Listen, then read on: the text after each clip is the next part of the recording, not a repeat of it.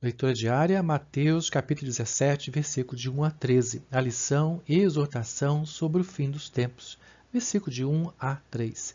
6 dias depois, tomou Jesus consigo a Pedro, a Tiago e a João, irmão deste, e os conduziu à parte a um alto monte, e foi transfigurado diante deles. O seu rosto resplandeceu como o sol, e suas vestes tornaram-se brancas como a luz. E eis que lhes apareceram Moisés e Elias, falando com ele. Dito e feito, a promessa do verso 28, capítulo 16, que alguns dos discípulos veriam vir o Filho do Homem na glória de Deus Pai. O seu rosto resplandeceu e suas vestes brancas como a luz, glória e santidade. João tornaria a vê-lo em visões descritas no livro de Apocalipse. Pedro, Tiago e João foram os escolhidos e testemunharam essa maravilhosa experiência. Desejando que durasse mais um pouco, Pedro tem uma ideia, no verso 4. Pedro, tomando a palavra, disse a Jesus: Senhor, bom é estarmos aqui. Se queres, farei aqui 3 cabanas, uma para ti, outra para Moisés e outra para Elias.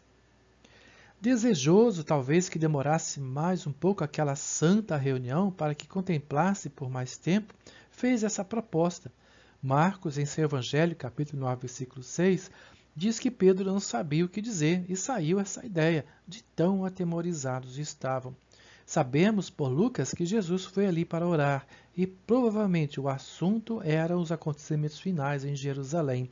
E também diz Lucas que esse foi também o que conversaram Moisés e Elias. O amor do Pai se fez presente nesses 2 homens, consolando a Jesus a respeito de sua missão salvadora. Até aqui vem Moisés e Elias. Até este ponto, a lei e as profecias messiânicas se cumprem em Jesus. Cumpre o Cristo ir a Jerusalém e completar a obra que Deus lhe confiara, e sabe que vai fazê-lo.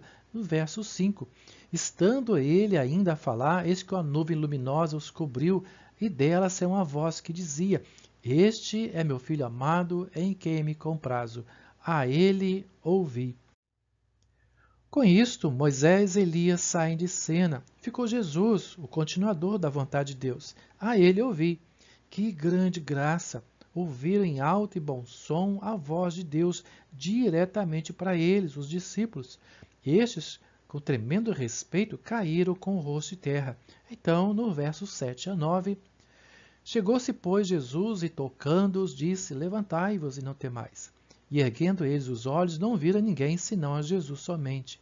Enquanto descia do monte, Jesus lhes ordenou: A ninguém conteis a visão, até que o Filho do Homem seja levantado dentre os mortos. O Mestre os acalma e os instrui a não falar mais o que ouviram por um tempo. Ao descer da montanha, os discípulos pedem esclarecimento. Verso 10. Perguntaram aos discípulos: Por que dizem os escribas que é necessário que Elias venha primeiro?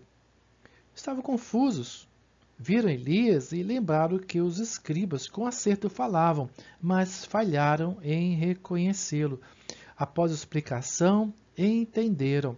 Foram bons alunos. Versículos de 11 a 13. Respondeu ele: Na verdade, Elias havia de vir e restaurar todas as coisas. Digo-vos, porém, que Elias já veio e não o reconheceram, mas fizeram-lhe tudo o que quiseram. Assim também o Filho do Homem há de padecer nas mãos deles. Então entenderam os discípulos que lhes falava a respeito de João, o Batista. Amém.